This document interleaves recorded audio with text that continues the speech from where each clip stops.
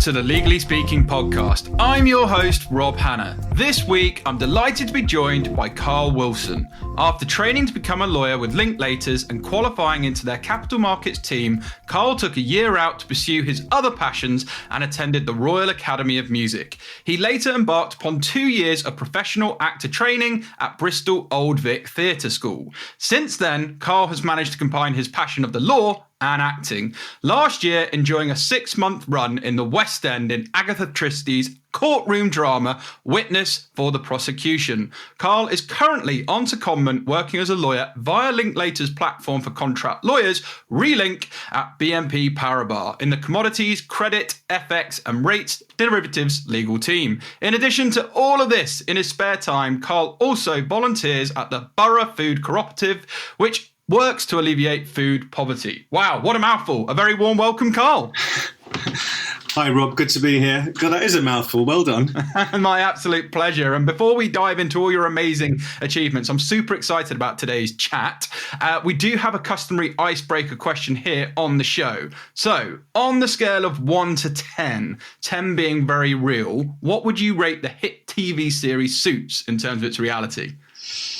Well, I knew this was coming because I listened to a few of the other podcasts, and I thought I'd better watch it properly, and then just haven't. But I have seen snippets of it before, and I didn't think it was very realistic, to be fair. I mean, the idea that someone could sneak into a top law firm without any legal training and blag it. I mean, sometimes I feel like that's what I've done. So maybe it is realistic. Fair enough. I'd say about three or four. 3 or 4, fair enough. I think you've justified your answer very clearly. So let's start where we always like to start on the show. Tell us a bit about your family background and upbringing. Well, I had a very good childhood. I really enjoyed it. I grew up in Surrey, in Cobham. My mum was a Surrey girl, and my dad came from what was, at the time, British East Africa, and came here with 30 quid as a teenager and as a self-made man. So I definitely wasn't as well. Hang on, let me go back on that. I was about to say I went to these really great schools growing up as a kid. The first one was locally where I lived, and the other one was Charterhouse. And I think these schools are just incredible if you get the opportunity to go there, because they have everything. They're like a little mini society, a very privileged one, of course. And it was there that not only do you get a really great education, but whatever your passions might be, you can pursue them. So there's all these wonderful facilities, sporting facilities, a theatre, of course. And I didn't know, you don't know how lucky you are at that age, do you? No. You, as a kid, it's just normal to you. But looking back now, of course, I realise what a gift that was. So that sort of really set me up for everything I'm doing now. Yeah, and it's great that you're sort of humble and, you accept that privilege. And, because like you say, at the time, it's probably what you know until you go and venture into the big wide world and figure out what else is out there. There were wonderful opportunities and you embraced them. But where did your interest in the law stem from? I don't know. Maybe cutting deals to sort of break the impasse in long games of Monopoly with my cousins, or... at school, I just didn't know what else to do. And I thought, well, I'll do economics and law and hedge my bets. And I think I just wanted to have money. I was surrounded by lots of wealth at school. And, relative to everybody else, we definitely weren't one of those families. And I'm ashamed to say that was probably a strong motivator. But I didn't really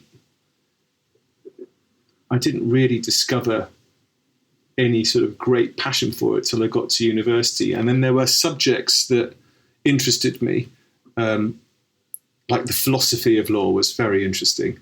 Like, why do we have law? Where do we get it from? Who decides what it is and should be? And then there's really tedious subjects that I just didn't enjoy at all. So I wouldn't say it was a passion. I was just following a sensible path. And it didn't occur to me that the extracurricular activities I did, I mean, the clue's in the name, extracurricular, it's sort of like an appendage you could just remove if you didn't need it, could actually become the main thing. So those other interests that we do as kids can take the place of work. Yeah, interesting. So as I mentioned in the intro, you trained at Linklaters. So firstly, what was that like? And tell us a bit about your experiences this provided you with.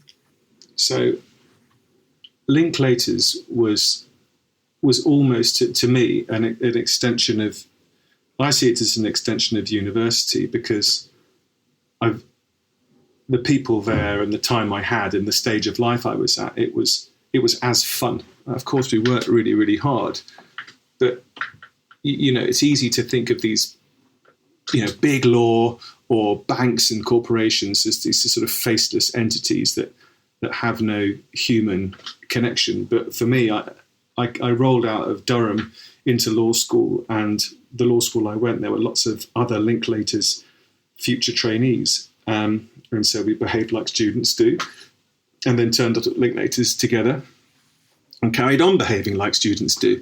So my time at Linklaters was brilliant. I really enjoyed it. And I went to New York in my second seat, which was an absolute blast.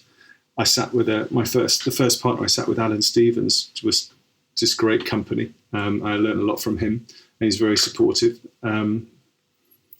And it was a place where I felt I could be myself, actually. I mean, I made no secret of my interests in other areas, but it didn't hold me back in any way. Yeah, well, that's good. And that leads very nicely onto what I was going to ask next, actually, because after your training, you did attend the Royal Academy of Music and you trained at the Bristol Old Vic Theatre. So, have you always had that passion for the music and the arts? Definitely, yes. Yes, I have. And even if I didn't know it at the time, it's always been there. And as I said, I didn't have to go out of my way to pursue it at school in the way that that others might have had to do if those opportunities weren't there on tap. So to me, it's always been part of my world. It was probably music that led the way, but all the way through school, I was doing plays. I had a wonderful theatre there. It's probably the best theatre I'd been in until I got to Bristol, actually. What makes you say that? It was just quite a big theatre. And when you start out as an actor, so before I trained, I'd be doing stuff above a pub, and the space would be smaller and grimier and not as good as this amazing theatre for some school kids. So. What was the question? Remind me. Was it always been your passion for the music and the arts? Was that in your DNA from an early age? Yeah. So yeah, it was always there, but it wasn't until I got to Linklaters and I found myself working in some seats, very long hours, and gradually there was less and less time for these things, and then I realised I couldn't do without them. So I didn't realise at the time how important it was to be doing that. I wouldn't say becoming a lawyer was the wrong path. It was a sort of correct path. and then I realised that it wasn't enough, and it became, I suppose, emotionally necessary to pursue my artistic inclinations alongside the law. And again, that leads nicely on to my next question, because I talk a lot about, lawyers and risk. The two don't tend to be in the same coffee cup at times. But why did you arguably decide to take that risk and pursue other interests? And what was that transition actually like? The really honest answer is that people often go, "Oh, weren't you? How brave?"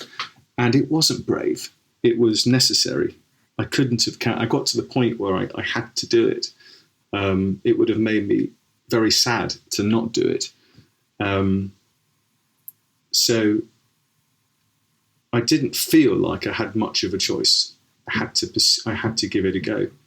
And in terms of how I managed the transition, messy, but interestingly, I had a lot of support from Linklaters. So at the time, qualifying trainee, there's a bit of a dip in the market, and qualifying trainees and law school grads were being offered some time out to take a year out, and they'd be paid a bit of their salary. So I thought, well, I'll do that. And that's actually, I got a fifth of my salary to go and try out a year at the Royal Academy of Music. So I got a sort of supported year, if you like. And then when I went back to Linklaters, having experienced doing that for a year, I couldn't go back to full-time law. And at the time, Relink didn't exist. The contract market was in its infancy. And it was always a very kind of all or nothing setup. So as much as I tried to get some kind of flexi arrangement, it just, at that time, wasn't available. So I crashed out with no plan. And you touched on it there, Relink, because you recently joined forces with Linklaters again as part of the Relink platform, which is a platform for contract lawyers. So tell us a bit more about this platform for anyone who may not have heard of it thus far. Well, I mean, the context to Relink is the general contracting market. Like the general contracting market, by the time somebody needs a contract lawyer, it's too late. They wanted them last week. So it operates on very tight timescales, and it's like the Wild West, you know. And there's lots of agents out there with no exclusivity at all. And Relink isn't exclusive either. And what I think Relink does is it pre-selects the lawyers. So I felt going to Relink that not only was I going back to the firm that I trained with, but I'm really proud of that training, and I'm really, really proud of the fact I worked for Linklaters. And by teaming up with Relink, it felt like I had that seal of approval again. And also for clients, that's reassuring as well, because everybody on the Relink books goes through quite a strict referencing process and interview process, so that they're ready to be put into a client secondment straight away. So I think there's that aspect to it. There's also the fact that Relink gave me access to work that I couldn't get as a contractor. Like I'm the Linklaters secondee to BNP Paribas, and I wouldn't be able to do that job in the general contract market, because that's a specific Linklaters role that either a Linklaters lawyer does or a Relink lawyer does. It doesn't go out to tender to the rest of the market. So it's really good. It's, as a result of that, it's good quality work. Yeah, no, absolutely. And how have you found sort of kind of going back to Linklaters, sort of quasi from training, and, you know, is there still familiar faces there? And has there been any big changes that have surprised you at all? Well, I've not set foot in the building apart from when I went to have my interview, and the partners I interviewed with, Simon Firth was a partner when I was a trainee. Yeah. Very senior, brilliant derivatives lawyer. And Dave Phillips was a trainee when I was a trainee. So it was great to see. It was great to see them again. I did sort of think, gosh, you know, what might have happened if I hadn't left, if I just stayed? Might I be a partner now? And the same thing happened at BNP Paribas as well. Some of the team there I know from my trainee days. So that's the nicest thing about going back to Linklaters, that you've got old friends and old colleagues that know you and you know them, and there's a personal connection. And I think contracting generally is all about relationships. It sounds, I did say it was the Wild West earlier, but over time, you meet people, and then those people move around, and when they get to their next place, if they need someone, they call you up. And I've got as many jobs like that as I have through an agent. Yeah, and that's a really good positive story. And I think, we can talk a lot about, and I talk a lot about this in my communications to the market about, amazing communities. And it can be hard to leave, full-time law due to that amazing community that's there. Time for a quick break from the show. Are you a legal aid practitioner in England and Wales, specialising in civil or criminal legal aid matters? If you are, this message is for you. As a legal aid solicitor, you don't have time to waste on legal aid case management software that doesn't work to your needs. That's why Clio has developed a quicker, more accurate and affordable solution for legal aid solicitors in England and Wales. It could save you hours in your month, particularly when it comes to end-of-month invoicing and claims to the legal aid agency. To see how it all works, visit clio.com/UK/legal aid. That's Clio, CLIO.com/UK/legal aid. Now back to the show. How does Relink and contracting help create the community, if you like? Yeah, this is the first time I've really felt that collegiate atmosphere since leaving Linklaters, apart from one little stint I had at another law firm. And I think there's something about law firms. Maybe it's because people stay there for a very long time. They do their training there. It's a very collegiate atmosphere, and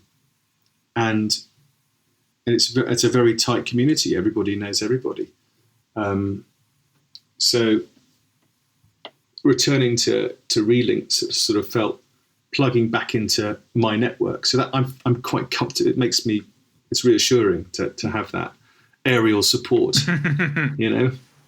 And I caught up with Dave before I went on took the secondment, for example. We just had a chat about how everything, basically just saying that he's there if I need him. So you don't get that as a contractor. Normally you're just on your own. Yeah, no, I think that's a very valuable point. And I've got a lot of friends that are contractors that, certainly don't have that. So I think that is invaluable. So for anyone who's interested in contracting, maybe they're not too familiar with it or not sure where to go, how would they get started? Yeah, this is a really good question. Two today. Yeah, no, the reason it's a good question is because the answer's not obvious. Yeah. You would think that the answer is reach out to lots of temp agencies and lots of contracting platforms while you're thinking about it and have some chats. Well, when I tried to do that, when I was thinking about leaving Linklaters, people just hung up. I mean, they're just like, yeah, call us when you're out. Yeah. because the timeframes of permanent hires are very long. Yeah. People start thinking about it 6 months, a year in advance, and there's several rounds of interviews, and the whole thing takes forever. And then they completely accept they're going to have to wait for someone to serve their notice and have a period of gardening leave or whatnot. So, whereas a contract lawyer, I once got an interview on Wednesday and was in the office by Friday. Wow. And another one, I didn't even have an interview. They said, "Oh, we'll have him." And you've got to be able to move within a week. And if you're trying to line the ducks up like a good risk-averse lawyer, you can't. So actually, the truthful answer is just jump. I suppose today there are platforms like Relink where you can go and have a conversation and you can say, look, what would it look like? How much work am I likely to get? And barring a pandemic or the credit crunch, if you really want a contract, in my experience, start looking and 6 weeks later it's the longest it normally takes to get in the door somewhere. That doesn't mean you're going to get exactly what you want, but if what you just want is to work and get the money coming in again, you can do it quite quickly. You might have to be flexible about what you get paid and what you're doing, but there's plenty of work out there. Even paralegal work if you don't want too much responsibility.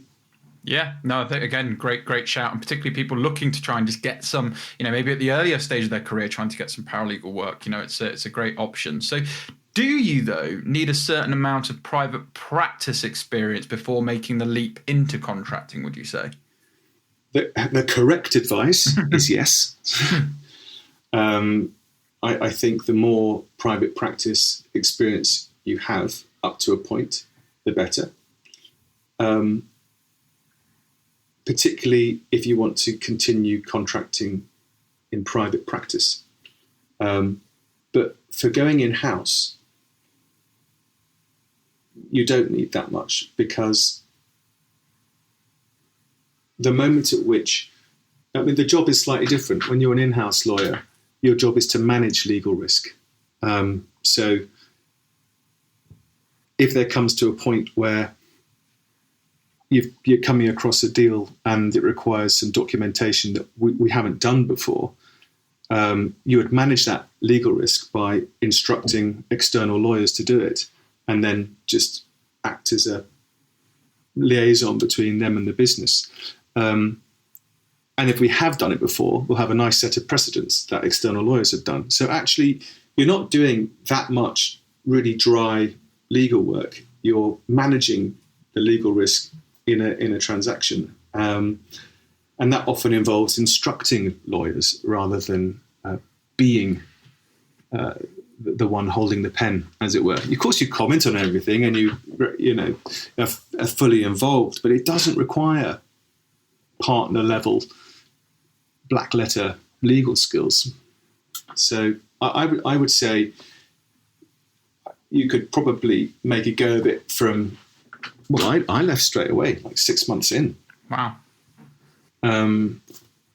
So, yeah, you can jump straight away. You could probably qualify as a trainee and just jump. But usually I would say try and get two years under your belt. And if you had 5 or 7 years, you'd be really useful. You'd go straight in at quite a senior level. Yeah. No, that makes sense. And again, I think, it's good to hear different views on that particular one, because we get that question quite a lot when it comes to even moving in-house or, moving contracting. What do I need to do? And it's, the correct answer, as you say, is, get some experience under your belt and do it. But the reality is sometimes, you could do it pretty much as soon as you've qualified if you back yourself. And so what would you say have been some of the advantages of pursuing different passions? I know before the show you mentioned something called the PCA law. So tell us more about that. Yeah, PCA law are a training company set up by 2 guys, Joe and Charlie, who had legal and acting backgrounds. And they set out to provide law firms with actors that could deliver experiential training. So this is not your sort of standard learn a scenario and have an actor come in and the whole thing feels really fake, or just have someone delivering slides to you. Yeah. We would have to go in and role play situations and improvise situations, and be able to have a conversation with these, associates at Magic Circle law firms, and you could be playing the role of a difficult partner. You could be playing the role of a insubordinate junior, a RC client, and the job would just to